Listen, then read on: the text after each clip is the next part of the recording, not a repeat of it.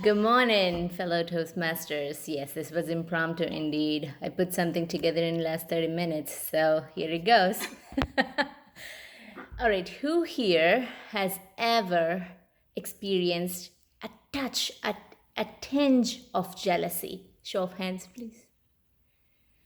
Well, look at that. All the hands shot up. Now, here is more philosophical question. Do you think jealousy is a good color on you because it drives you to your goal? Or do you think it's a bad color on you because it leaves a nasty aftertaste? Right or left? A, a good color, bad color, both colors? Vijay is showing both hands. This conundrum is quite common. Is jealousy a good thing or a bad thing? In fact, there was this young lady who faced the same conundrum and was in search of a guru who could enlighten her. She searched far and wide, and one day when she found such guru who is capable and worthy of answering her question, she asked the same thing. Dear guru, I have a friend of mine who is very good in everything she does. She's prettier than me, she's well spoken, she's kind hearted, and she does very good in her school as well. And I often find myself being jealous of her. But you know what? It motivates to do better. I do better because of her. Now, am I on the right track? Is it good that I'm being jealous of her because it's making me a good person? The guru simply smiled and said, let me tell you a story. You know, I always take you to stories. there was there was this poor family, the older brother and the younger brother. The older brother inherited a horse. The younger brother inherited a donkey. The horse was beautiful, runs fast, and it's majestic.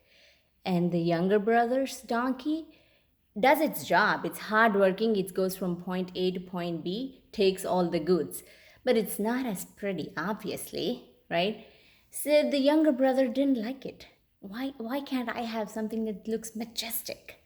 So he did something funny. He lit his donkey's tail on fire. When he lit the donkey's tail on fire, it did beat the horse. It ran like crazy. It ran like it had never before.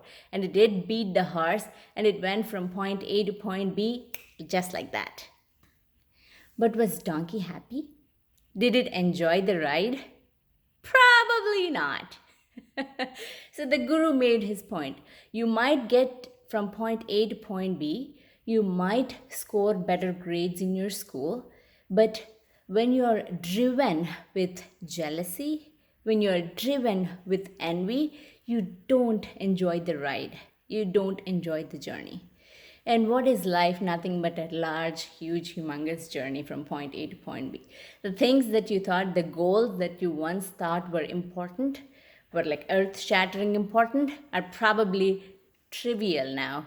Once you probably thought the next science quiz is the most important thing in the world, you probably don't even remember what you scored now. So there's no point in being envious or jealous, but rather the idea is to enjoy the journey. And why am I talking about this? The next 3 months are very crucial for us as a Toastmaster because we're going into something called the contest phase. October, November, and December, we will get into 3 contests. I want you all to be part of that contest journey and enjoy the phase rather than the outcome. First, we will have something called humorous speech contest, and then we'll have international speech contest, and then we'll have something called evaluation speech contest. First, in humorous speech, any speech that's 5 to 7 minutes, you guys can pitch in whatever you think is funny, and then you can move on to the district level and then advance your levels based on how you did it. And then you have your international speech contest. I think that's where all the clubs participate within your area and district, and you can advance all the way to international level. And then lastly is the evaluation contest, where there will be one speaker who will present his speech, and as evaluators, we participants have to give him a sandwiched method of how the speaker has done. Now, here the speaker is not being evaluated, but the evaluators are being judged for their accuracy of the speeches. Think of all these three contests.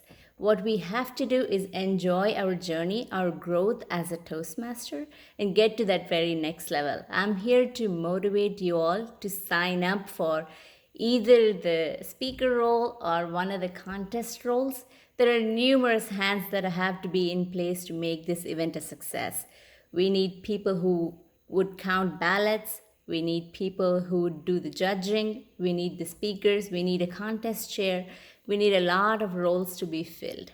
Enjoy the journey of being a better speaker, and I encourage all of you to take part. Now, would you rather play the cards that you are dealt with and work hard as a donkey, or would you like to transform into a horse by putting your tail on fire and not enjoy your journey?